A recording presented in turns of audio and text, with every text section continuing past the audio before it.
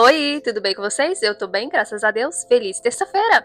Hoje, terça-feira, relatos de vida. E não se esqueçam de se inscreverem no canal, curtir, comentar, compartilhar e roda a vinheta!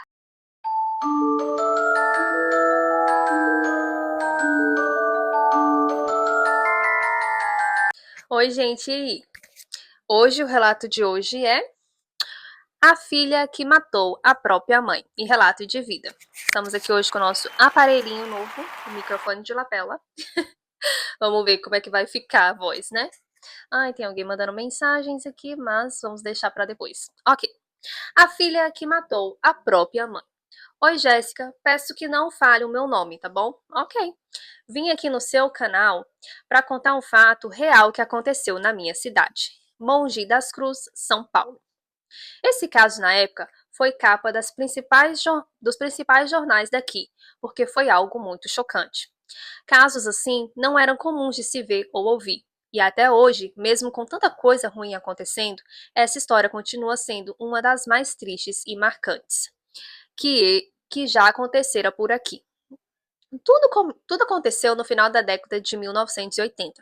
A minha mãe trabalhava na área de saúde em um posto aqui da cidade. Nesse mesmo posto, trabalhavam também Jurema. Gente, os nomes estão trocados, tá?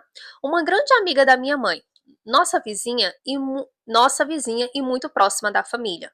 Ela era escrituária e eu me lembro bem dela. Vivia lá em casa, sempre alegre, simpática, participava das festas e dos bolinhos de garagem que faziam naquela época. Nossa, que saudade dessa época, gente. De fazer assim esses aniversários, sabe? No quintal da casa da avó, com aqueles bolos enormes, aquelas tortas. Ai, como era bom. Jurema era uma mulher muito bonita, que morava com a mãe, Dona Edna, e os seus dois filhos, Tatiana, uma adolescente linda, e Danilo, um menino de uns 7 anos. Lembro que em uma dessas festinhas de garagem, com a música lenta que a gente dançava juntinho, acabei dançando com Jurema. Eu era tímido e dançar com aquela mulher linda foi ganhar na loteria. Tatiana, a filha dela, também era linda, e Jurema, como toda mãe, queria o melhor para os filhos. Ela lutava sozinha para criá-los, sem a ajuda do marido nenhum, e era muito rígida, principalmente com a Tatiana, eu gritando lá atrás. Não queria que a filha passasse pelos mesmos sofrimentos que ela teve nos relacionamentos, por isso era bem controladora. Tinha vezes que Tatiana não queria voltar para casa e ficava conversando até tarde na esquina com os amigos. A Jurema, furiosa, saía de casa com um cabo de vassoura na mão, ia até lá e gritava: Você vai entrar ou não vai, Tatiane? Gente, uma pausa aqui.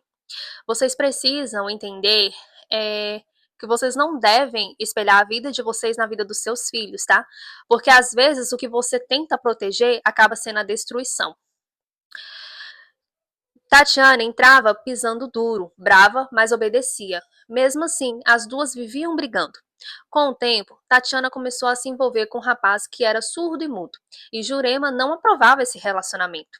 Ninguém sabe ao certo o motivo, se era preconceito, se era por ele ser diferente, ou se ela apenas achava que a filha não devia namorar tão cedo. Mas o fato é que ela proibiu o namoro.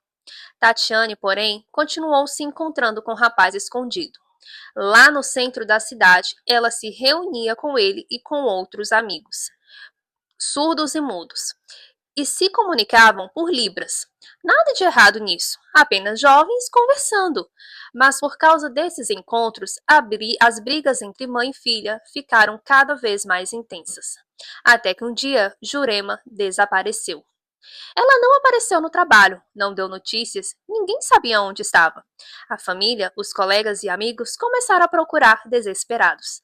A avó, Dona Edna, chegou a sair pelas ruas atrás de informações, enquanto o pequeno Danilo ficou em casa aqui comigo.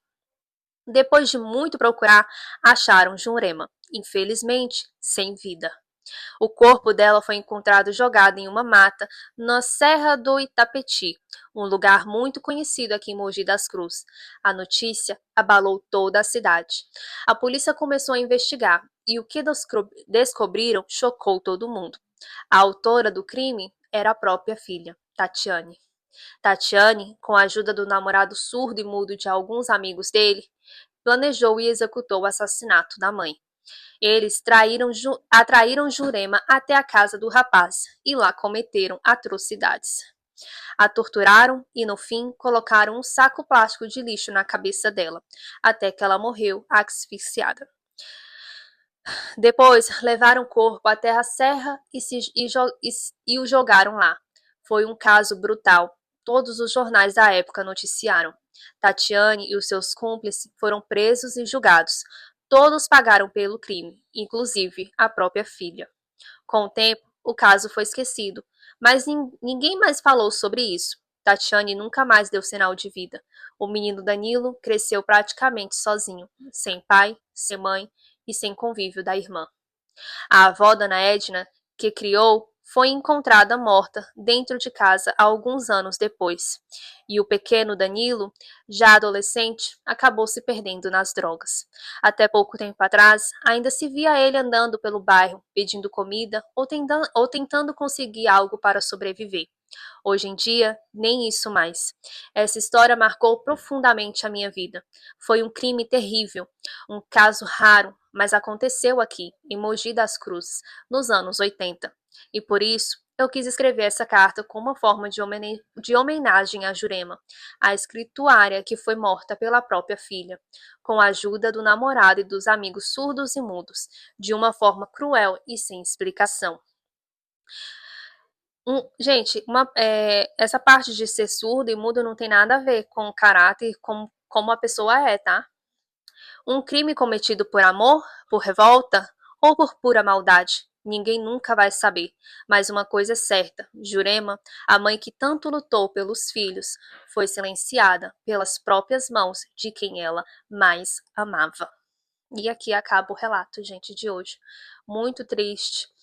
E assim, muito complicado, sabe? Eu não consigo entender, e eu acho que eu nem quero entender um dia o que passa na cabeça de uma pessoa de querer cometer um crime ou contra outra pessoa, ainda mais quando é da sua própria família. E imagina quantos traumas ela deixou também para esse irmão, porque assim, hoje em dia, olha a vida dele. E querendo ou não, ele não tem culpa, porque foi aonde a vida o levou. Mas assim, eu espero de coração. Aconteceu há muitos anos atrás, mas que essa mulher, né, tanto a mãe como a avó, possam encontrar a luz e caminho, que a vida desse menino possa mudar, porque nada para Deus é impossível. E que essa menina, eu não sei se ela ainda se encontra presa ou não, mas que algum dia Deus toque o coração dela e que ela procure o arrependimento. Claro que nada que aconteceu tem mais volta, mas assim, o arrependimento ainda dá tempo, né? Mas, gente, esse foi o relato de hoje, um pouco triste. Se vocês gostaram, não se esqueçam de se inscreverem no canal, curtir, comentar, compartilhar. Amanhã, quarta-feira, eu volto com uma coletânea de relatos. Beijos e fui!